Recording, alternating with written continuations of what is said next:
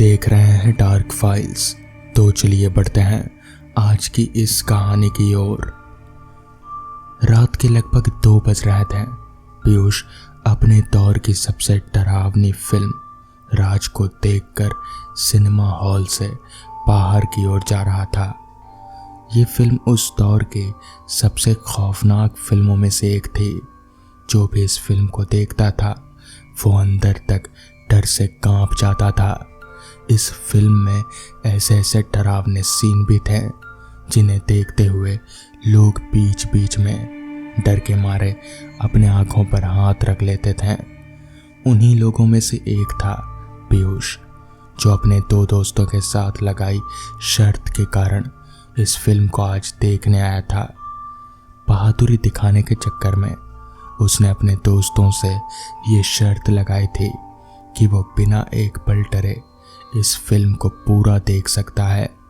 लेकिन उसके दोस्त पीयूष की इस बहादुरी को अच्छे से जानते थे। उन्होंने भी जानबूझकर उसे डराने के लिए उसके सामने ये शर्त रखी कि वो पूरी मूवी अकेला ही देखेगा और वो भी रात के शो में देखेगा। फिल्म अब खत्म हो चुकी थी। रात के शो में बस कुछ ही लोग आए थे इस फिल्म को देखने के लिए।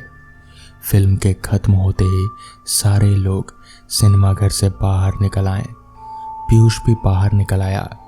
पीयूष के चेहरे पर डर के भाव साफ साफ दिखाई दे रहे थे। डर के मारे उसके माथे पर पसीने की कुछ बूंदें टपक रही थी, जिन्हें वो बार बार अपने रुमाल से पोंछ रहा था। और अपने उसी डर के कारण उसे अब बाथरूम आने लगा। अपने बाथरूम को शांत करने के लिए वो दाएं बाएं देखकर वॉशरूम को ढूंढ ही रहा था कि तभी उसकी नज़र दूर सिनेमा घर के अंतिम छोर पर टॉयलेट नाम के एक बोर्ड पर पड़ी। जैसे ही पीयूष ने उस बोर्ड को पढ़ा, उसने झटके से अपने कदम उस ओर बढ़ा दिए। अभी वो कुछ कदम आगे बढ़ा था कि अचानक उसके बढ़ते कदम एक जगह पर आकर रुक गए। पीयूष इस वक्त जहाँ पर खड़ा था वहाँ थोड़ा बहुत उजाला था, और जहाँ पर वो टॉयलेट था वहाँ पर थोड़ा बहुत उजाला था। उसके बीच काफ़ी घना अंधेरा था।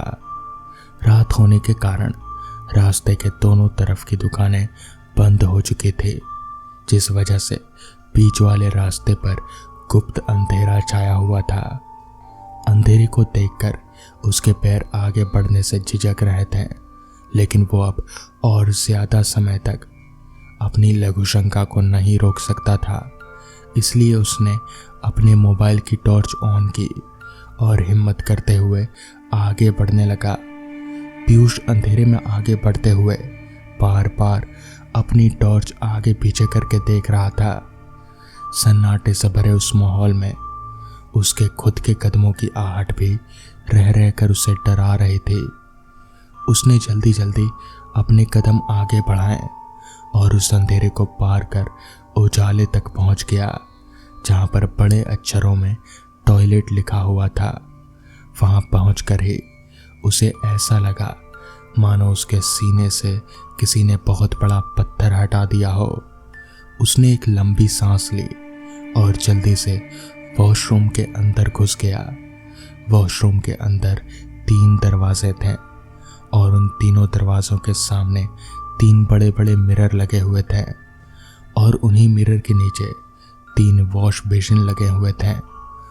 वॉशरूम में एक ही लाइट जल रही थी, जिसकी रोशनी अपने सीमित दायरे तक ही फैल रही थी। पीयूष झटके से पहले दरवाजे की ओर भागा और दरवाज़ा खोलकर कमोड में बैठ गया। अपना पूरा काम खत्म कर वो उस दरवाजे से बाहर निकला और अपने हाथ धोने के लिए राइट साइड से पहले वॉश बेसिन की तरफ जाकर उसका नल खोल दिया। लेकिन उस नल में पानी की एक बूंद भी नहीं निकली। पानी ना निकलने पर पीयूष ने उस नल को वैसे ही खुला छोड़ दिया और फिर दूसरे नल की तरफ मुड़ा। उस नल को भी उसने पूरा खोल दिया, लेकिन उस नल से भी पानी नहीं निकला। फिर पीयूष तीसरे नल की तरफ मुड़ा और उसे खोल दिया। तीसरे नल को खोलते ही उसमें से पानी बहने लगा। पीयूष के चेहरे पर हल्की सी खुशी आ गई। उसने झटके से अपने दोनों हाथ धोए और फिर उसके बाद अपने दोनों हाथों में पानी लेकर अपना मुंह धोया। हाथ मुंह धोने के बाद वो वहां से जाने के लिए पीछे मुड़ा ही था कि तभी पीछे से उसे पानी बहने की आवाज आने लगी। आवाज को सुन जैसे ही वो पीछे मुड़ा तो अपने सामने का नजारा देखकर डर के मारे उसकी आंखें बड़ी हो गईं और मुंह खुला का खुला रह गया। जिन दो नलों से अब तक पानी की एक बूंद भी नहीं निकल रही थी, उन नलों से अब तेजी से पानी बहे जा रहा था। पीयूष को यह कुछ ठीक नहीं लग रहा था। वो जल्दी से वहां से भागना चाहता था। वो तेजी से दरवाजे की ओर मुड़ा और उसे खोलने की कोशिश की, लेकिन दरवाजा अचानक से लॉक हो चुका था। पीयूष के लाख कोशिश के बाद भी दरवाजा नहीं खुल रहा था। पीयूष की शक्ल अब रोने जैसी हो चुकी थी। वो रोते रोते जोर जोर से चिल्लाने लगा। पीयूष रोते हुए मदद के लिए गिड़गिड़ा रहा था, लेकिन उसकी मदद के लिए वहां कोई नहीं था। पूरा सिनेमा घर खाली हो चुका था। सिक्योरिटी गार्ड भी नशे में धुत होकर अपनी कुर्सी पर सो रहा था। बाहर एक गाड़ी में उसके दो दोस्त उसका इंतजार कर रहे थे, जो अंदर घट रही घटनाओं से अनजान थे। पीयूष जोर जोर से दरवाजे को टक्कर मारकर उसे तोड़ने की कोशिश कर रहा था, लेकिन उसके लाख कोशिश करने पर भी वो दरवाज़ा टूटने का नाम नहीं ले रहा था। तभी उसके दिमाग में अपने दोस्तों को फ़ोन लगाने का ख्याल आया। उसने तुरंत अपने दोस्तों का नंबर डायल किया और फ़ोन मिलाने की कोशिश की, लेकिन नेटवर्क ना होने के कारण उसका फ़ोन नहीं लग पाया और वो दोबारा से हताश होकर अपनी हालत पर रोने लगा। तभी ठीक उसी वक्त अचानक से वॉशरूम की लाइट तेजी से बंद चालू होने लगी। लाइट का यूं अचानक से बंद चालू होने पर पीयूष, जो पहले से ही काफ़ी डरा हुआ था, उसकी हालत अब और ख़राब हो गई। डर के मारे उसका पूरा शरीर कांपने लगा। उसे ऐसा महसूस हो रहा था मानो जैसे उसकी आत्मा उसका शरीर छोड़ रही हो। उसकी जान उसके गले तक आ चुकी थी और फिर तभी उसी वक्त अचानक से उसके कानों के पास एक गीत सुनाई देने लगा। ये वही गीत था जिसे पीयूष ने थोड़ी देर पहले राज फिल्म में सुना था। कोई बेहद ही डरावनी आवाज में उस गीत को गा रहा था। जैसे ही गाना खत्म हुआ, ठीक उसी समय शीशे पर एक काली आकृति उभर आई। उस काली आकृति को देखकर पीयूष जोर से चीख पड़ा और उसी चीख के साथ अचानक से दरवाजा खुला।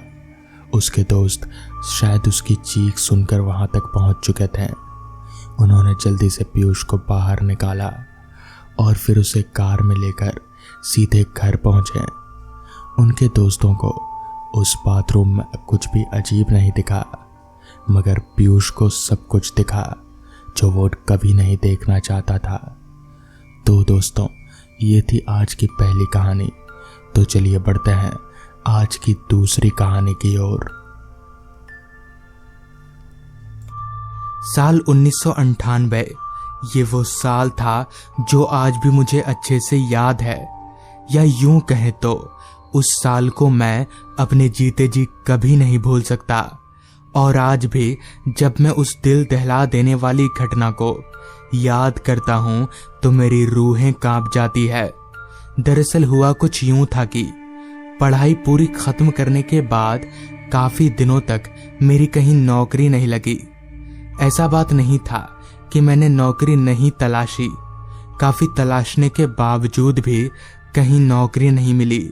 मैं काफी परेशान रहने लगा था कि तभी एक दिन मेरे मामा घर आए और मेरी परेशानी देखते हुए बोले, अरे अजय, तू परेशान मत हो। यहाँ से 45 किलोमीटर दूर सहीमपुर गांव में एक स्कूल है जहाँ के हेडमास्टर मेरे काफ़ी अच्छे मित्र हैं, तो मैं उनसे बात करके वहाँ तेरे स्कूल में मास्टर की नौकरी लगवा सकता हूँ। मामा की बात सुनकर मैं काफी खुश हुआ। जिसके बाद अगले दिन मैं और मामा हम दोनों सहीमपुर गांव की तरफ निकल पड़े। सहीमपुर गांव हमारे गांव से 45 किलोमीटर दूर था, तो वहां जाने के लिए हमें वाहन का सहारा लेना पड़ेगा। जिसके बाद हम चलते चलते अपने गांव के चौक पर आए, जहां एक बैलगाड़ी खड़ी थी। तो हमने उस बैलगाड़ी वाले को सहीमपुर गांव जाने को कहा।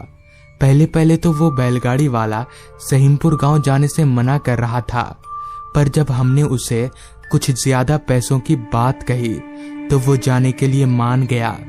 जिसके बाद मैं और मामा बैलगाड़ी पर बैठकर सहीमपुर गांव की तरफ चलते बने।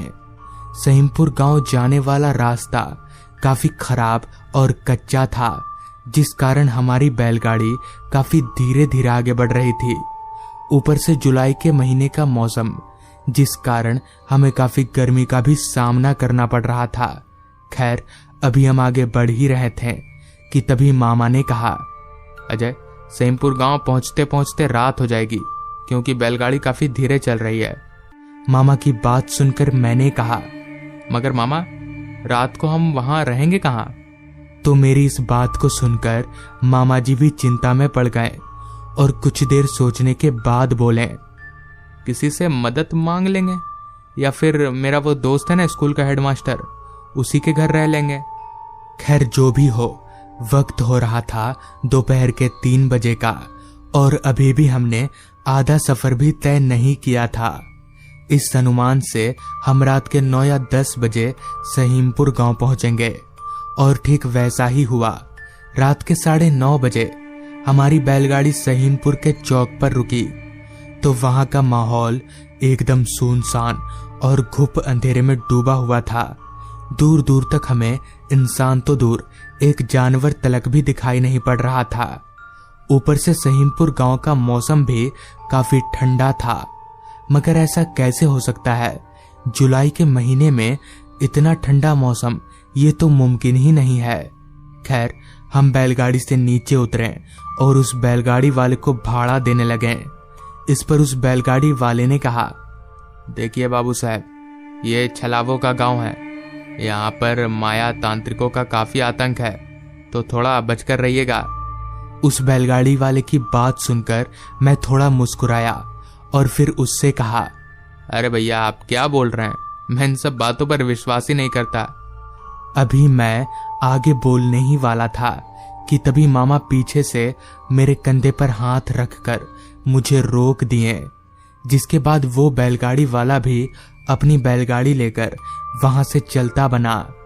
अब आसपास के पूरे माहौल में घुप अंधेरा और खामोशी के अलावा और कुछ भी नजर नहीं आ रहा था। हम दोनों ही बचे हुए थे। दूर दूर तक जहां तक हमारी नजर जा रही थी, वहां तक घना अंधेरा ही दिखाई पड़ रहा था। खैर, हम सहीमपुर गांव के चौक के रास्ते पकड़कर आगे बढ़ने लगे। आगे बढ़ते हुए मैंने मामा से कहा, मामा, अब जाना कहाँ है? इस पर मामा ने कहा, वो तो मुझे भी नहीं पता। किसी घर का दरवाजा पीटकर मेरे दोस्त हेडमास्टर का पता पूछते हैं। मगर एक बात तो अजीब थी, सहीमपुर गांव में हमें दूर दूर तक एक भी घर दिखाई नहीं पड़ रहा था। खैर, हम इस बात को नजरअंदाज करके आगे बढ़ने लगे, मगर आगे भी हमें कोई घर दिख नहीं रहा था। सहीमपुर गांव का माहौल ऐसा था कि मानो ये गांव इस दुनिया में ही ना हो। खैर, अभी हम कुछ आगे बढ़े ही थे कि तभी कुछ दूरी पर हमें 2-3 घर दिखे। उन घरों को देखकर हमारी जान में थोड़ी जान आई और हम उस घर की तरफ आगे बढ़ने लगे। उस घर के दरवाजे पर पहुंचकर मामा ने उस घर का दरवाजा पीटा। 2-3 बार दरवाजा पीटने के बावजूद भी ना तो किसी ने दरवाजा खोला और ना ही कोई बाहर आया। उस घर से कोई सराहना मिलने के बाद भी हम दूसरे घर का दरवाजा पीटने लगे ताकि कहीं से हमें कुछ मदद मिल जाए। इस बार मैंने जोर जोर से दरवाजा पीटा, तो इस बार जोर से दरवाजा पीटने पर दरवाजा खुद ब खुद खुल गया, मानो दरवाजा लॉक नहीं था। दरवाजा खुलते ही मैंने घर के अंदर आवाज लगाया, कोई है घर में?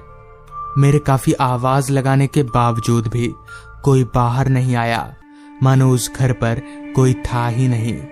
रात भी लगभग काफी हो गई थी। इस पर हमने तय किया कि हम आज रात इसी घर में गुजार लेंगे, और हमने ऐसा ही किया। उस घर के सामने बैठ गए। दिन के सफर में हम इतना थक गए थे कि नींद ने हमें कब दबोच लिया कुछ पता ही नहीं चला। ऐसा हो भी क्यों ना, ठंडी ठंडी हवाएं हमें सोने के लिए काफी मजबूर कर रही थी। बैठे बैठे कब हम सो गए पता ही नहीं चला। फिर आधी रात को हमारी नींद खुली तो हमारे सर के सामने एक आदमी खड़ा था, जो हमारे जागते ही हमसे बोला, अरे आप लोग उठ गए, चलिए घर के अंदर सो जाइए। मगर ये आदमी अचानक आया तो आया कहां से। उस आदमी के साथ साथ आसपास के माहौल में भी काफी सारी आदमी दिखाई पड़ने लगे थे, मगर अभी तो कोई नहीं था। खैर, हम अभी उस आदमी के साथ उसके घर के अंदर चले गए। घर के अंदर जाते ही हमें उस घर के अंदर काफी सड़ी हुई सी बदबू आने लगी, मानो घर काफी दिनों से बंद हो। अभी हम उसे घर के अंदर गए ही थे कि तभी मेरे दोस्त हेडमास्टर वहां आ पहुंचा, और उसके आते ही उस आदमी ने कहा, ये मेरे मेहमान हैं, ये सब मेरे घर पर रहेंगे। इस पर उस आदमी ने मेरे दोस्त हेडमास्टर से कहा, नहीं, पहले ये मेरे घर में आए हैं तो मेरे यहाँ रुकेंगे। इस बात को लेकर उन लोगों के बीच में काफी बहस हो गई। मामा जी भी अपने दोस्त हेडमास्टर से काफी बातचीत करने की कोशिश कर रहे थे, मगर हेडमास्टर मामा जी से ना बात करके उस आदमी से लड़े जा रहे थे। अभी हम खड़े खड़े उनकी बातों को सुन ही रहे थे कि तभी अचानक उन दोनों का चेहरा एकदम बदलने लगा। ये देखकर हम एकदम से चौंक गए। अब उन दोनों का चेहरा पूरी तरह से बदल गया था। उनका चेहरा पूरी तरह से जला हुआ नजर आ रहा था। ये देखकर हम समझ गए कि वो कोई इंसान नहीं बल्कि भूत हैं, और बल्कि ये दोनों नहीं बल्कि गांव के सभी आदमी भूत हैं। जिसके बाद हम दोनों सरपट वहां से दौड़कर भागने लगे। हम आगे आगे भाग रहे थे और वो सारे भूत पीछे पीछे। भागते भागते हम गांव से बाहर निकल आए, जिससे वो भूत भी गायब हो गए। तो इस तरह से उस रात हमारी जान बच गई। तो दोस्तों, ये थी आज की कहानी। अगर आपको ये कहानी पसंद आई हो तो चैनल को जरूर सब्सक्राइब कर लें। तो मैं आपका दोस्त आर्यन जल्द ही मिलूंगा आपसे ऐसी ही एक कहानी के साथ।